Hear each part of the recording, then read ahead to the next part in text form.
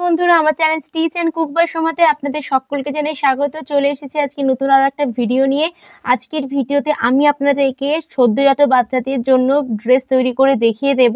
যে ড্রেসগুলি রেডিমেডে আপনারা কিনতে পাওয়া যায় সেইগুলোই কিন্তু আজকে আপনাদেরকে সম্পূর্ণ ড্রয়িংটা দেখিয়ে দিচ্ছি কীভাবে কাটিং করতে পারবেন যে কোনো সাইজের জন্য।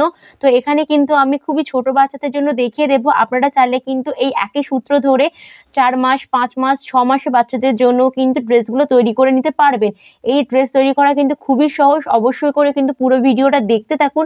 আশা করছি আপনাদের পুরো ভিডিওটি খুবই ভালো লাগবে এবং আপনাদেরকে আমি খুব সহজেই বোঝাতে পারবো। তো চলুন আজকের ভিডিওটা শুরু করা যাক। যারা এখন আমার চ্যানেলটিকে সাবস্ক্রাইব করেনি, প্লিজ ঝটপট করে চ্যানেলটি সাবস্ক্রাইব করে দিন নতুন নতুন ভিডিও দেখার জন্য। আর ভিডিও ভালো লাগলে একদমই লাইক করতে ভুলবেন না। তো চলুন আজকের ভিডিওটা শুরু করা যাক। কিন্তু আজকে আপনাদেরকে খুবই ছোট বাচ্চাদের জন্য কিন্তু ড্রেস তৈরি করা দেখিয়ে দিচ্ছি।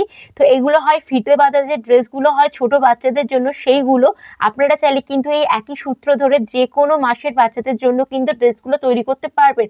সেটা 2 মাসের বাচ্চাদের হোক না কেন, 6 মাস হোক না কেন, সমস্ত ছোট ছোট বাচ্চাদের জন্য কিন্তু আপনারা তৈরি করে নিতে পারবেন। এই ড্রেসটা তৈরি করা কিন্তু খুবই সহজ। তো এই ড্রেসটা তৈরি করতে কিন্তু আমাদের প্রথমত লাগবে যে 3টি মাপ। সেই 3টি মাপ হচ্ছে ঝুল লাগবে, ছাতির মাপ লাগবে এবং পুটের মাপ লাগবে। এই 3টি মাপে কিন্তু আমাদের লাগবে।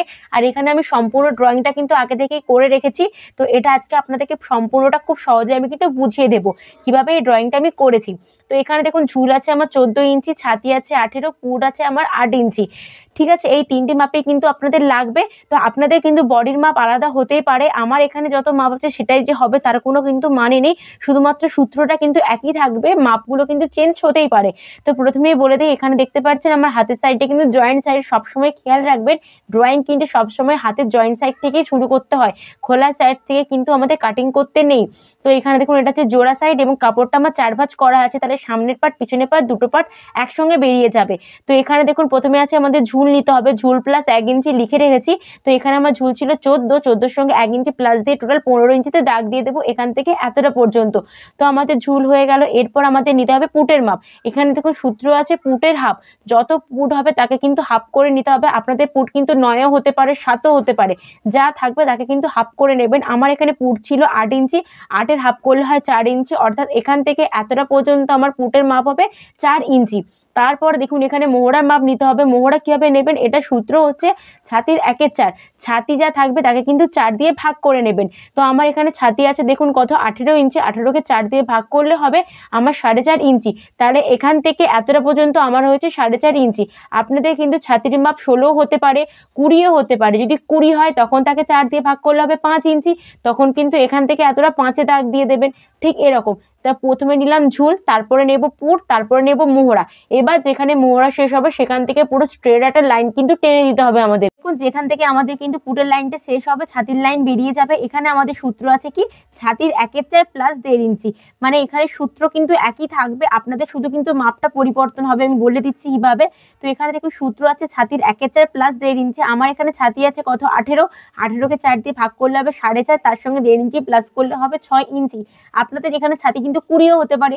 যদি 20 হয় তাকে 4 দিয়ে ভাগ করবেন, 4-5-এ 20, অর্থাৎ 5 ইঞ্চি, তার সঙ্গে আরো 1.5 ইঞ্চি এক্সট্রা, টোটাল 6.5 ইঞ্চি। তখন এখানে কিন্তু আপনাদের মাপটা হবে এখান থেকে এতটা। বুঝতে পেরেছেন?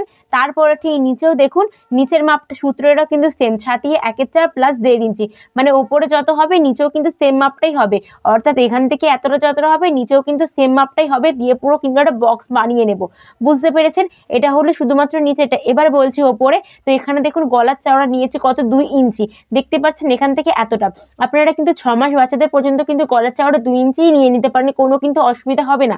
তো এখানে দেখুন আমি গলার চওড়া নিয়েছি, এখান থেকে এতটা আমার 2 ইঞ্চি হয়েছে। তারপর গলার লেন্থ নিয়ে নিতে হবে। আপনারা চাইলে 1.5 ইঞ্চিও নিতে পারেন, 2 ইঞ্চিও নিতে পারেন, অর্থাৎ 2.5 ইঞ্চিও নিতে পারেন। আপনাদের যতটা লেন্থ দরকার আপনারা ততটা লেন্থ নিয়ে নেবেন। তো আমার এখানে দেখুন 2 ইঞ্চি আছে, দিয়ে পুরো গোল একটা শেপ দিয়ে দিয়েছি। এরপর এইখান থেকে আমাদের কিন্তু ডট ডট করে হালকা হাতে এখানে কিন্তু ছাতির দিকে মিলিয়ে দিতে হবে। আর এই যে জায়গাটা, এইখানটা আমাদের হবে ফিতে।